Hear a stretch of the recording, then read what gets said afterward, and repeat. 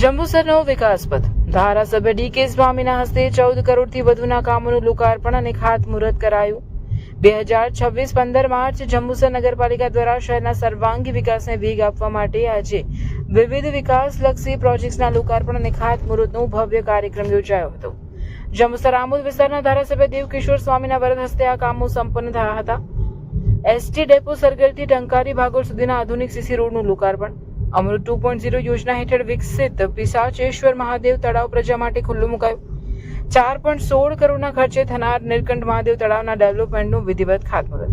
આ કાર્યક્રમમાં નગરપાલિકા પ્રમુખ અમીષાબેન શાહ, ભાજપ પ્રદેશ ઉપાધ્યક્ષ Ankitaben Parmar, chief officer RS Patel, નગર ભાજપ પ્રમુખ મનનભાઈ પટેલ સહિત સંગઠનના હોદ્દેદારો અને ચૂંટાયેલા સભ્યો મોટી સંખ્યામાં હાજર રહ્યા હતા। નગરના ઐતિહાસિક તળાવો અને રસ્તાઓના નવીનીકરણથી જંબુસરની સુવિધાઓમાં મોટો વધારો થશે અને નાગરિકોને નવી સુખાકારી પ્રાપ્ત થશે। ભારત માતા કી જય।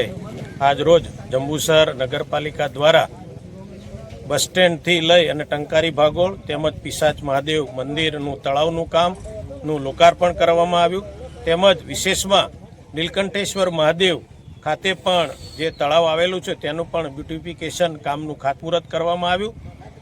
આ તબક્કે માનનીય મુખ્યમંત્રીશ્રીનો હૃદયપૂર્વક ખૂબ આભાર વ્યક્ત કરું છું કે જેઓએ અમારા જંબુસર વિસ્તારને ખૂબ સારી એવી ગ્રાન્ટ ફાળવીને ખૂબ સારા એવા કાર્યોનું આજે જ્યારે ખાતમુહૂર્ત થયું અને ઉદ્ઘાટન થયું એ બદલ હું જંબુસર નગરપાલિકાના તમામ સભ્યોને, પ્રમુખને અને સૌ સંગઠનના આગેવાનોને હૃદયપૂર્વક આભાર વ્યક્ત કરું છું અને શુભેચ્છા પાઠવું છું। અસ્તુ, ધન્યવાદ, વંદે માતરમ, ભારત માતા કી જય।